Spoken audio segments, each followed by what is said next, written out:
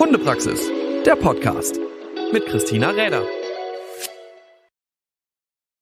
Hey und schön, dass ihr wieder dabei seid zu einer neuen Folge vom Hundepraxis Podcast. Und ja, heute wird es für den einen oder anderen wieder ein bisschen anstrengender, denn wir switchen die Sprache.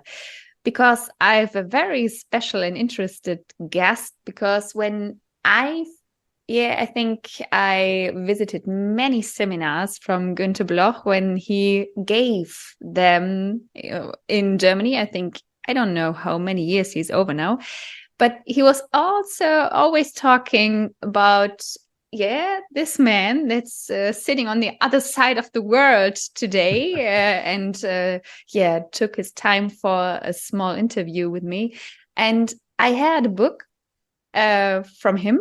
I think it was one of the books that made me the most thinking about how we people or how we humans are treating or how we go on with animals, because it's about the feelings of the animals.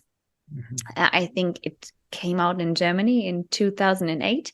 Mm-hmm. And I'm very, very honored that you take your time to tell me something about what you're doing now and what projects you have on now, because I think the best is you're introducing a little bit your titles. When I was Googling, and there were so many you had in front of your name. So very welcome, Marc Bekoff. Thank you very much for taking your time. My pleasure. Thank you for having me. I like reaching audiences all over the world, and I really like Germany. Yeah, we talked about you have been to many places. Yeah, it's the home of ethology for me. Konrad Lorenz and all the people who studied imprinting in birds and dogs, for that matter. Yeah. So just maybe tell us a little bit about what you made. You're a professor of ecology and evolutionary biology. Is it right? So many words we could stand before your name. Yeah, I'm really trained in ethology, and the reason I mention that is because that's the approach I take to the study of dogs. I spent almost a decade studying wild coyotes in the state of Wyoming, and I've watched wild wolves, penguins in Antarctica, and free-ranging dogs. I've never really had a laboratory where I studied dogs. So I'm an ethologist, and I apply those methods to dogs, like careful observation, very careful description of what they're doing and explaining what they're doing, and looking at their behavior from an evolutionary point of view, since all dogs came from a common wolf ancestor. So that's what I do. I take films and I analyze them, and students get upset when they have to spend hours or days analyzing 10 minutes of dogs playing. You spent many time, and I think all your life, just to get out what's really meant when dogs are with us, when dogs are with other dogs, and so many things you wrote out about, because you have written many books. Mm-hmm. So they are different, and there's also coming a new one, or I think in the English version it's just available, but I think in German at the moment not yet, but it will come. Of course, we will also get the link down of the episode. And what was the reason? Because why did you take your way or the path through all the dogs' behavior? I think you could choose many different things, but you took the dogs. What was your reason? Yeah, well, that's a great question. I mean, when people get a dog or take a dog into their homes, and you hope into their hearts, they need to be fluent in dog, I like to say. They need to be dog literate. So they need to, it's like dog 101, like general biology or psychology or anthropology 101. So my book is really an introductory course in dog behavior. It goes into a lot of other areas, and it's alphabetical so that if someone wants to know about barking or mounting or threatening or aggressive behavior or you name it, it's in the book, but they can go right to the entry because the book is alphabetical. And it's an easy to read reference book, and all of the references and notes are actually online on my homepage. So it kept the book shorter because there's probably 700 or 800 references. But what I really like about it, and people have written to me about it, is they can read the book, have their computer open, they can copy and paste the title or the website into their web browser, and there's the reference. And that, I never thought of it that way, but it's very convenient. And I also wrote the book because it's related to the first reason, but when people understand dog behavior, it's easier for them to form and maintain really good relationships with the dog or dogs. And that's a win-win for all. That, when the dog is happy and the person is happy, and the people realize that it's a relationship. It's a very deep and can be a one-sided relationship where the human usually wins. So I look at the dog-human relationship as being mutual, reciprocal, give and take. Some days when I lived with dogs, I would have to ask them to do more things than they would ask me. And some days, whatever they wanted from me, I could do. So, it's like a relationship in humans. Over time, you hope that it's even and it's a give and take relationship. But in order to do that, you need to know dog behavior. You need to know the very basics of dog behavior. And because I was trained in ethology, it's based on careful observation and description. Careful observation is also something I think the people that get dogs into their life should have, or where I'm into, it's I think a little bit more the working type of dogs, because I go for the hunting, I go for the dummy training, and we have to train our dogs different things, because usually, of course, when we are standing there and we want to get a bird inside, then we need our dog and we need them to do what we want in this moment. And I'm always upset about people that get dogs from a puppy, and maybe the first dog they get, and they have so many goals they want to reach with the dogs, if it's sporting or if it's really for working. And sometimes I realize they don't know how really dogs working and how they get the relationship. And for me, it's the basic thing. When people get the first time a dog, of course, they can dream about many goals in sports or whatever they are doing. But the base is the relationship between us and the dog. And without that, I think we won't have a partner at our side that's also going on the stuff we want them to do. And what's the main part for you where people, because I think we lose a little bit the view from, I think, the natural things a dog's doing, how a dog's working, how a dog is with us and a friend for us.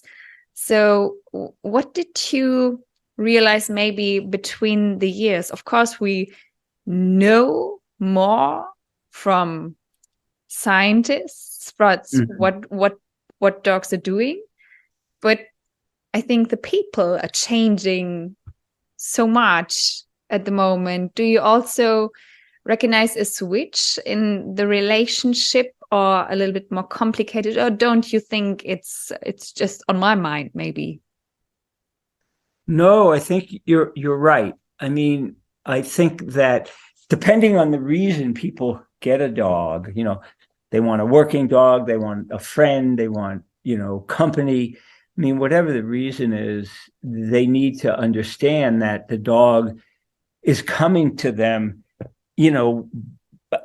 with all the genes and all the, say the genetics and the brains and the pathways in their brains that have evolved over time from being wolves. So, there's this tendency to be highly social, for example, and they have to realize that they're not getting, they used to call them the pet rock or the robotic dogs who didn't do very well, because when people get a dog, I think most people are looking to share emotions. It's the emotions that I don't know how you say it auf Deutsch, but it's really the emotions that are like glue. They tie you together. I mean, and that's why, you would hope most, if not all people, when they get a dog, realize that they're with a sentient, emotional being who also has their own desires and wishes in life, and they have beliefs about what their life will be. The pandemic changed a lot of things because people spent more time at home, and what came, I know that resulted in a lot more abandonments of dogs and people giving dogs up, especially when the dogs were at their feet, if you will, 24/7, because the people were now home.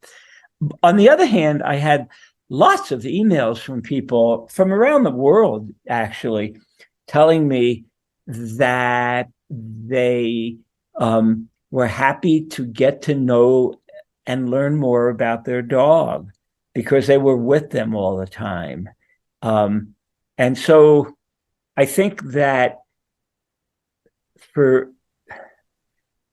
once again, the best way to learn what it means to be a dog and to allow a dog to express their dogness, their personality.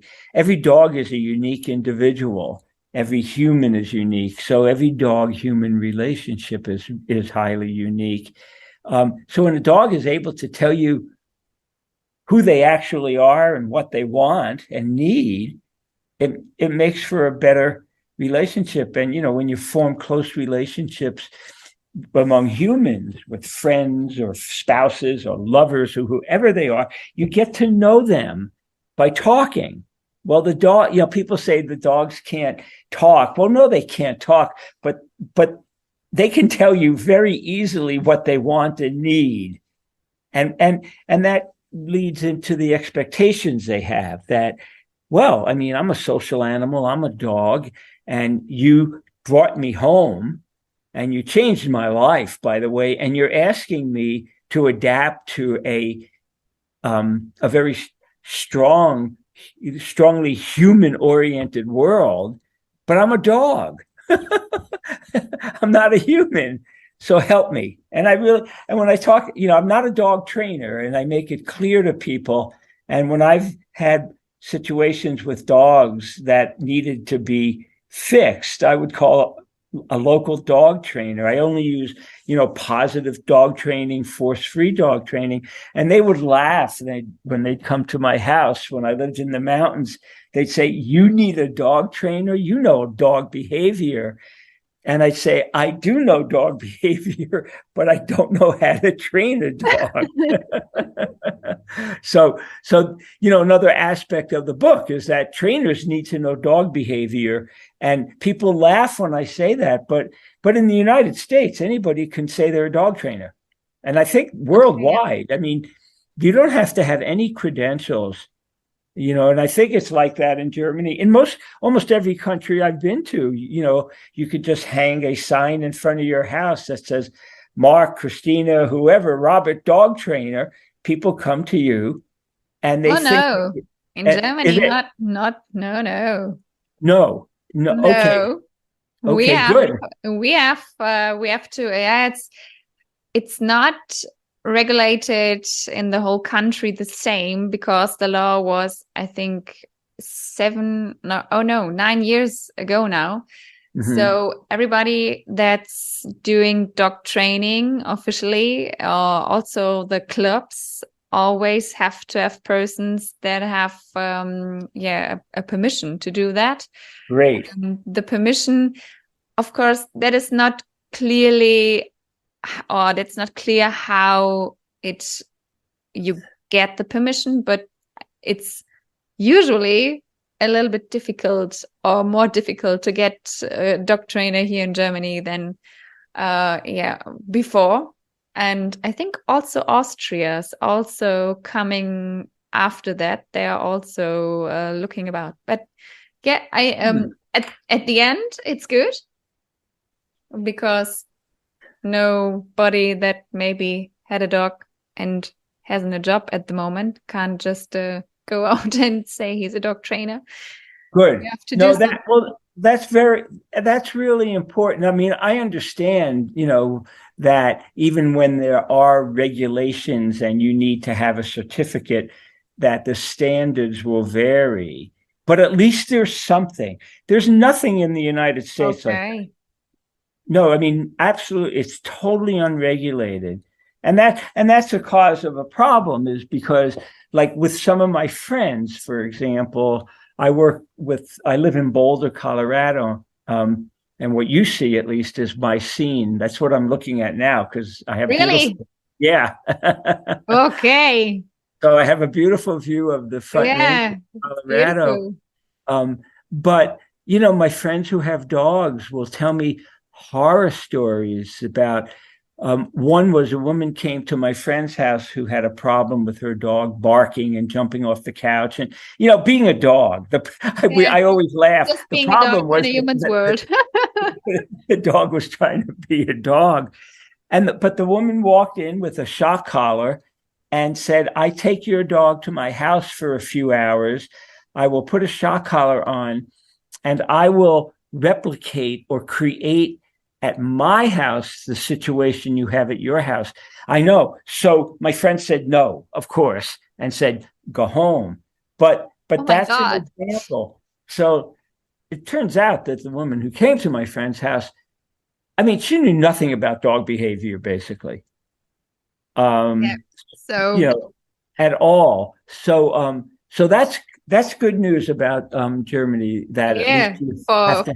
Yeah, you would be cut into pieces on Facebook if you would do that with dogs for good reason. For good reason, that's okay. Yeah. And I'm always wondering, because I do retriever training, and I always, when I watch films on YouTube, I always try to find somebody that's doing YouTube videos from America, but you can't show them anywhere, because every dog has a knee collar on. So yeah.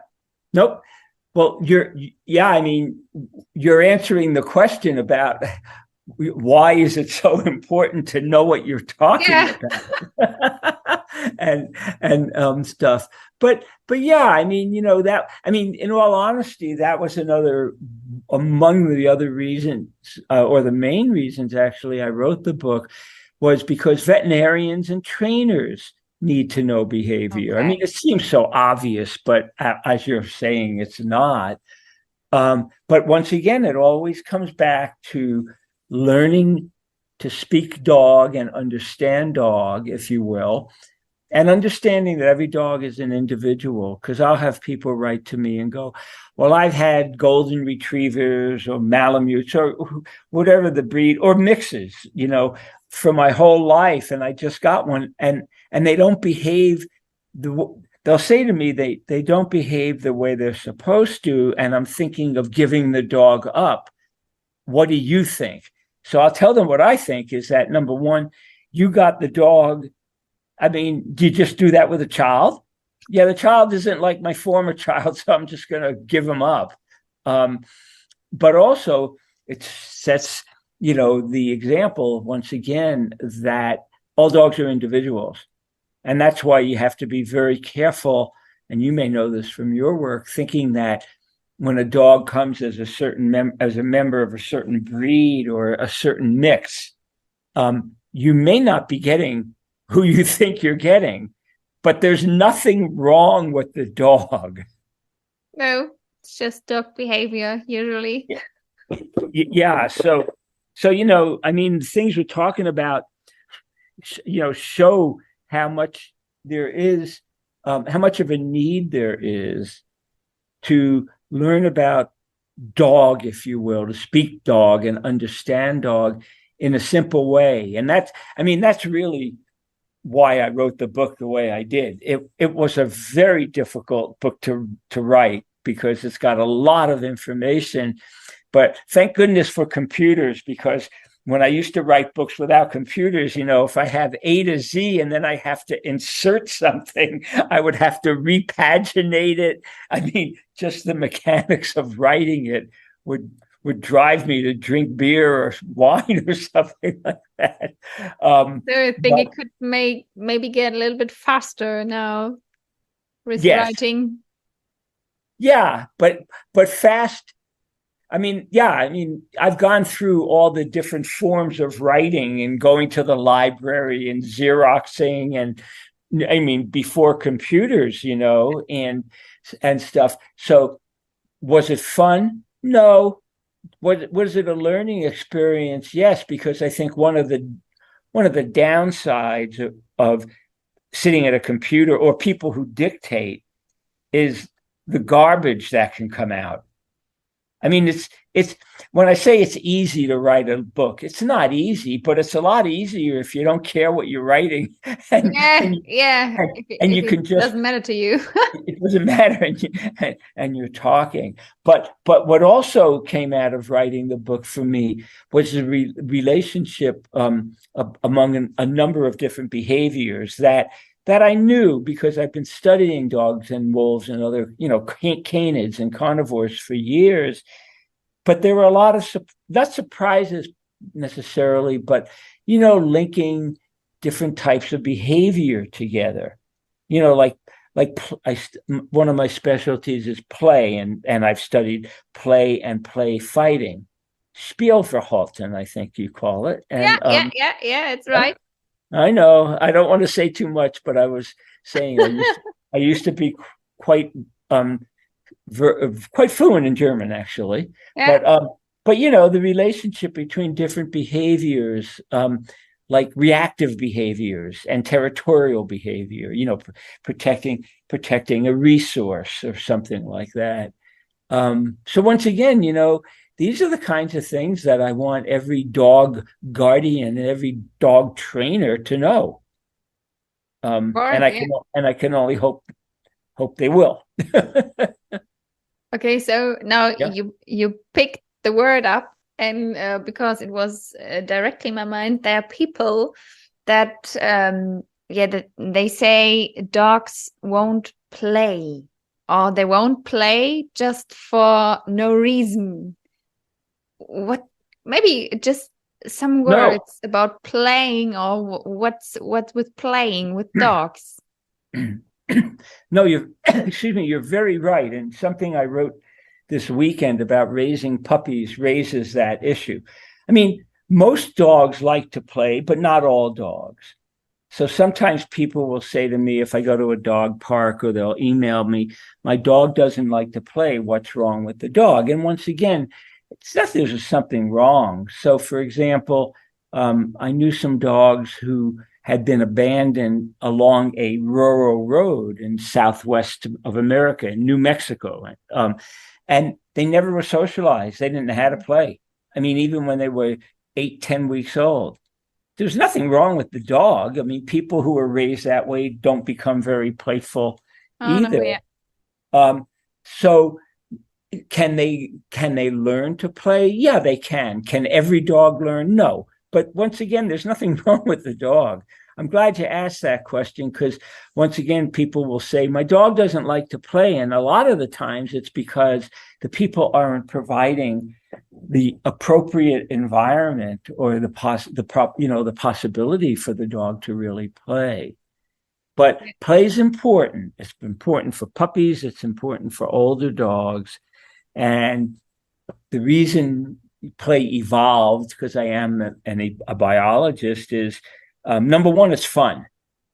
And what really pleases me is more and more people realize that enjoying something is a good way to keep it going in the behavioral repertoire, not only of an individual, but of a species. So it's fun. You become socialized. You learn the social etiquette. You learn how to ask other animals to be your friends. You learn how to resolve conflicts, for example. It's good exercise. You basically exercise bones, muscles, joints, and tendons. You get aerobic or anaerobic training, cardiovascular training. You learn how hard you can bite another dog or how hard you can slam into them. Maybe how high you can jump, when you're zooming all around. And also one great function of play, because, play is just a mix of all different behaviors, is it trains you for unexpected circumstances. So, in real serious aggression, you'll see growling and threatening and baring teeth. And that means that there's a good probability there'll be some kind of fight or some kind of, physical contact. But, if you see courtship, you'll expect that maybe there will be mounting, maybe there will be sexual behavior. But in play, you see them all. So it alerts a dog and it enables them to go from one thing to another. And it might be something that's unexpected. So all in all, play is very valuable. Most puppies like to play, but there will be some who don't. So that's another freedom that you need to give dogs is, I always say, let them play until they're exhausted and let them, some of my dogs will, like border collies will play till they're exhausted. They rest 5 seconds and they're ready to play another 10 hours. So, if you can't provide that opportunity, maybe get a dog who needs less activity. Every dog needs exercise, but not every dog might be a border collie. Yeah. Yeah, so I think playing is a very, very important things for dogs. And oh yeah, of course, if they are socialized, of course. But if they don't know that, yeah. So, but thank you very much for that. And maybe to come back to your new book, it's called Dogs Demystified in English, and there you speak about a dog from A to Z. You say in the title. So is it a mixture from everything you learned about the dogs during the years?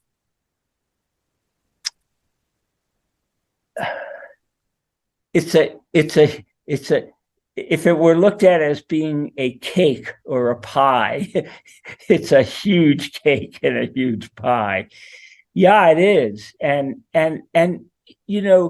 when you start learning something, like a language or something like that, you learn a lot and then the curve kind of tails off, But while I was writing this book, I was amazing how much I was learning or relearning, and I've been doing this for a really long time, mainly because of the combination of more research, more studies, and more people writing stories to me. My email inbox some mornings is full of stories from all over the world, not only English-speaking countries, not only Europe and, say the United States, but from Asia, South America, and which really pleases me, because it means that if the people are asking really detailed questions, then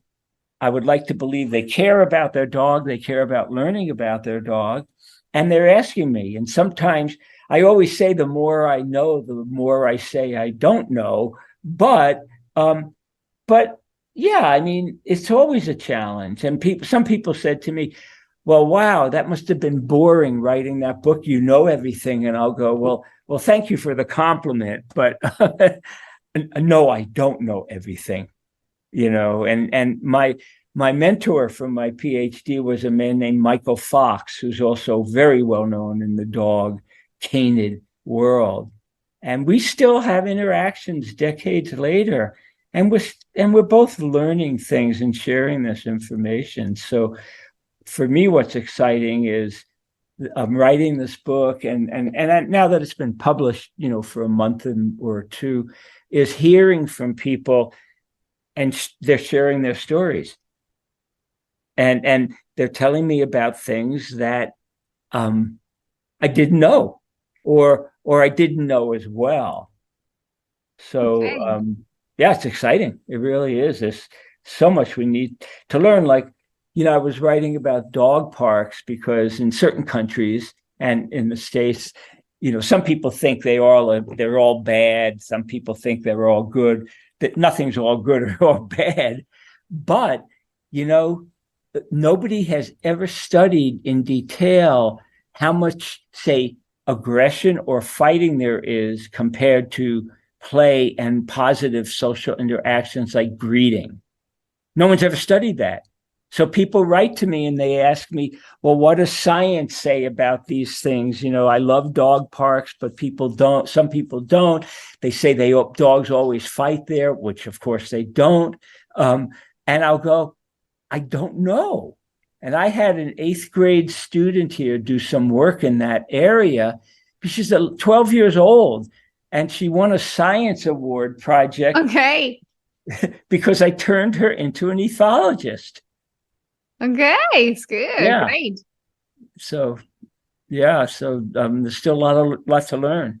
There's still a lot of but you're learning for so many years, and then it's really interesting that when you write a book and you talk to the people, that you also get always something new for your head, and that you always are switching in between what you maybe already knew and then get a new story to that. And so it's makes the junctions in between the stories that maybe we have heard before. So you said maybe the most reason or the biggest reason because we get dogs into our life is to share the emotion, because dogs are also, like us, very emotional and social beings that are that want to make friendships and what's the main reason, or what are the goals you think for dog people, for maybe in between that people that don't have dogs? What would you say, what's the best thing to get a dog? Well, I would like to believe that people bring dogs home because they really know who they're getting or what's involved in bringing a dog home, and they want to share their life and make the life of, say, a dog who would like a home the best it can be.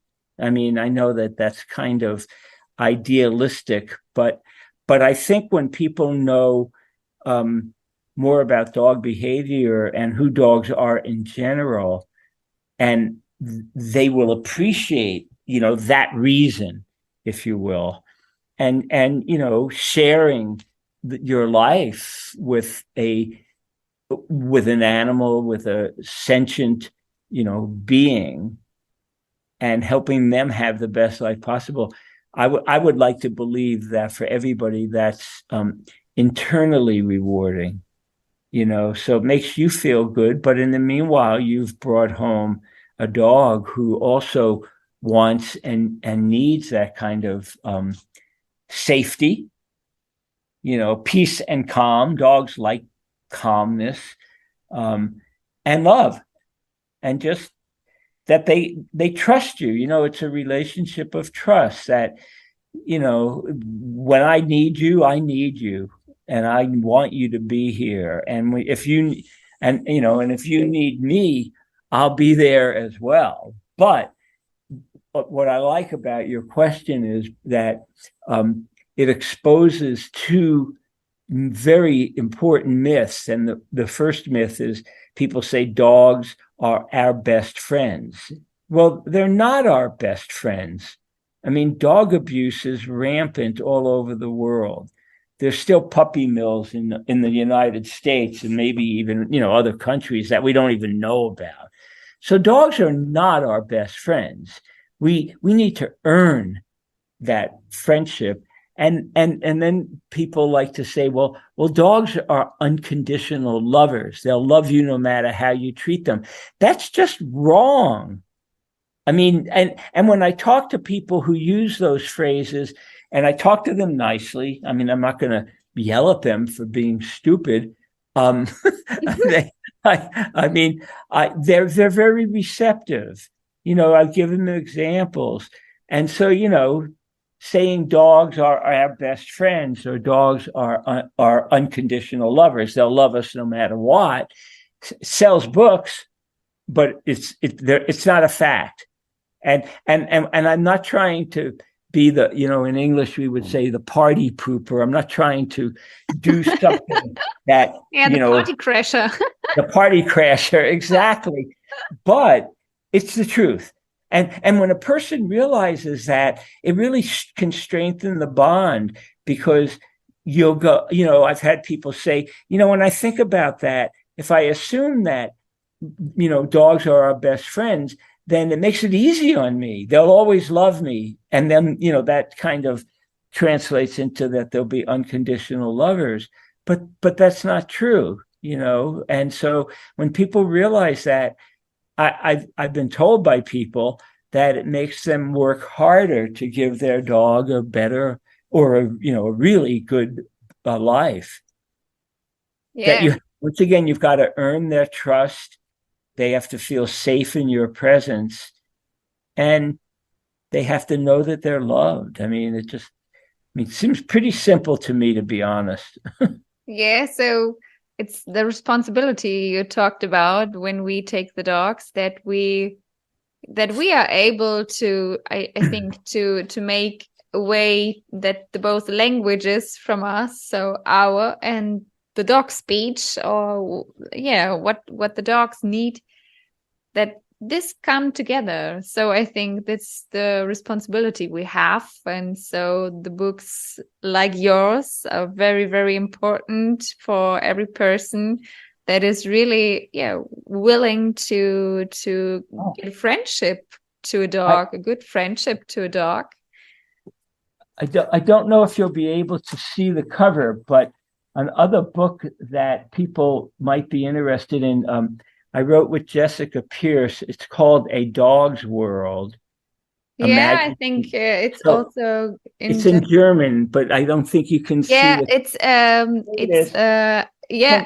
Hunde ohne Menschen. Yeah. And it's one of my favorite covers, by the way, because it's a group of dogs running down a road where there are no people and no cars. Yeah, because of course there are so many countries where dogs are living without us, in the near of us maybe, but without us, without getting 10 collars in different colors. And some very interesting things we do with them. Well, the other thing I point out in this book, and I've pointed out in a lot of essays, is that a very small percentage of dogs actually are what we call home dogs. And so we need to study free-ranging dogs who are allowed to be dogs. And I don't mean that in a funny way or anything, but people will say to me, well, so-and-so studied dogs in a lab, and they say dogs don't do something. And I'm going, really? I've seen it 20 times this morning. Dogs running free in the mountains outside, in Colorado or at a dog park. Okay. So bringing together the behavior and I'm very interested in this because I'm an ethologist, is bringing together the behavior of free-ranging or free-running dogs and homed dogs who have less activity is very important. But we shouldn't be basing what we think dogs can do and know and feel on studies of dogs in laboratories, for example. I mean, it could be good science, but it doesn't tell us everything there is to know about dogs. Oh no, we have to see what they're really doing with each other. Exactly. So I think the most important thing for me is that, when we go out with our dogs and we want to have a technical training and whatever we can bring them out, it's always the base, the friendship that's necessary to build, and that's just possible when we know how dogs are really working. And sometimes I think we have our glasses on that, very human, what we have on our mind, what we want them to be or what we want them to. And so the friendship you're talking about and these books you're writing, and so what helps us understanding are very, very important. And so maybe just one last thing, what's your biggest wish for humans and dogs? For what's the reason you want so many people to read that book, that they get good friendship, or what's your goal? The goal would be simply to have them learn enough to give each and every individual dog the best life possible, and recognizing that, that what works for one dog may not work for another dog. And that means being able to speak and to be able to speak dog, if you will, and to understand what a dog is asking of you, and realizing that when you really know, when you really know dog behavior, you can understand all the subtleties of what a dog is asking of you. And the other question is, well, is the dog agreeing with you? I used to, because when I lived in the mountains, my dogs never had leashes or collars. They were free. I had a very large outdoor enclosure to keep coyotes and bears and, cougars away from them. But giving them the freedom to make choices, giving them the ability to consent and say, I agree or not, and working out, negotiating with them, if you will, what would be the best for both of us, really worked.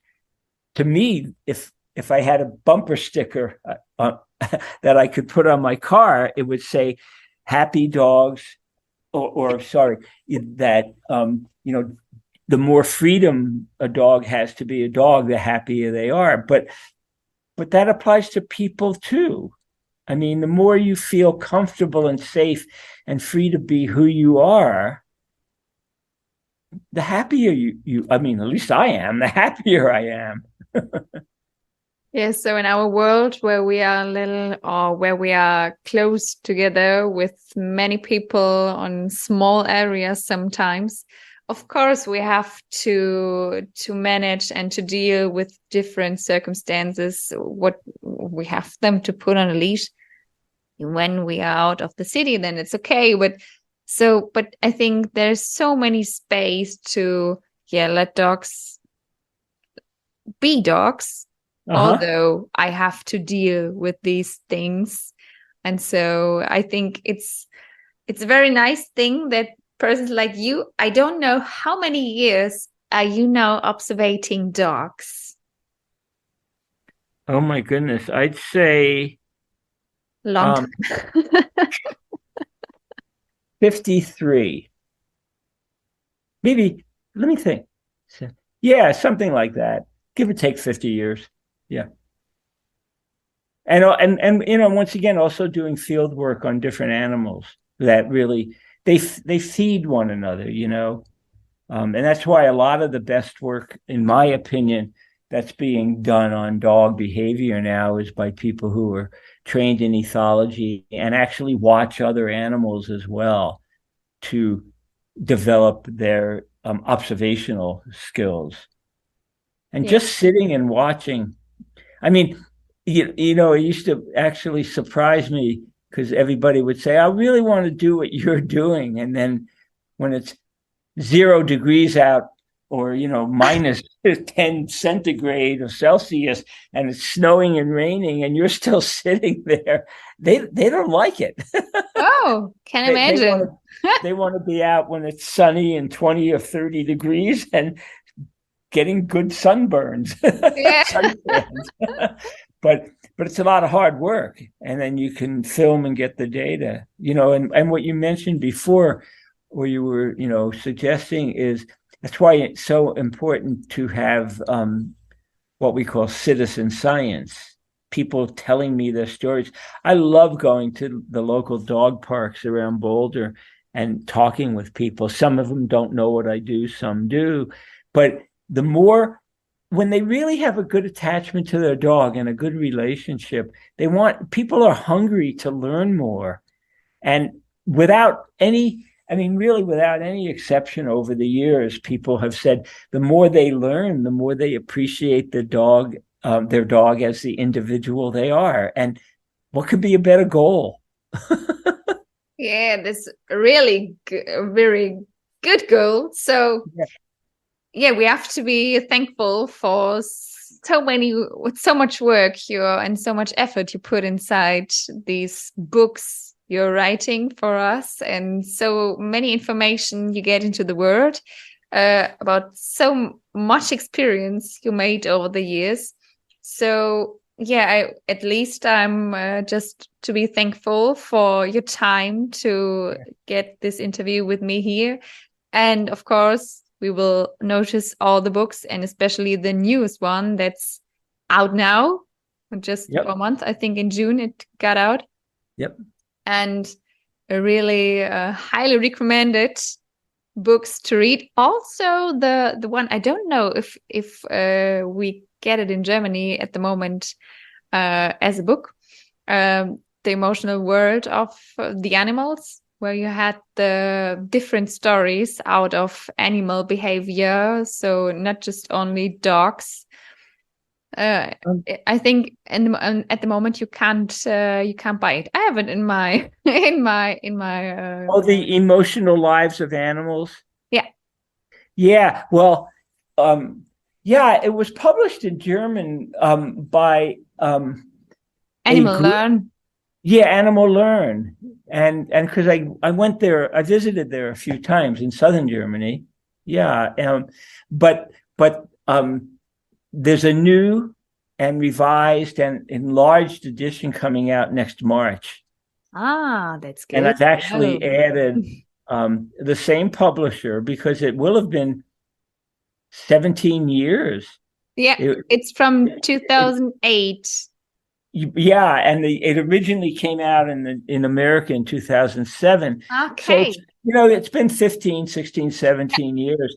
So I revised it. I added a couple of hundred references, and there's actually more material in there on dogs, given what I've been, writing about a lot on dog behavior.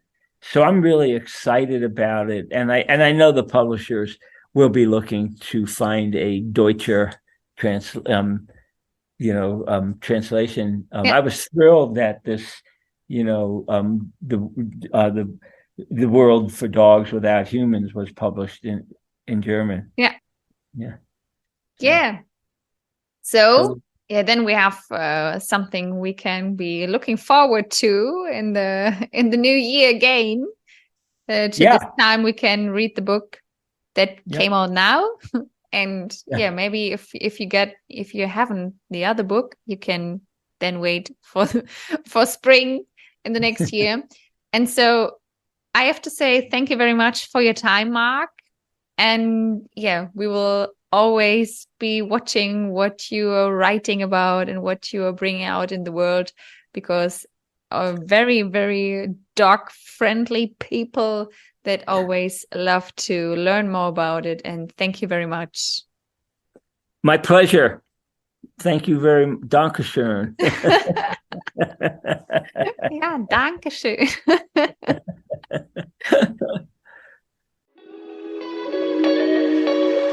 Hundepraxis, der Podcast mit Christina Räder.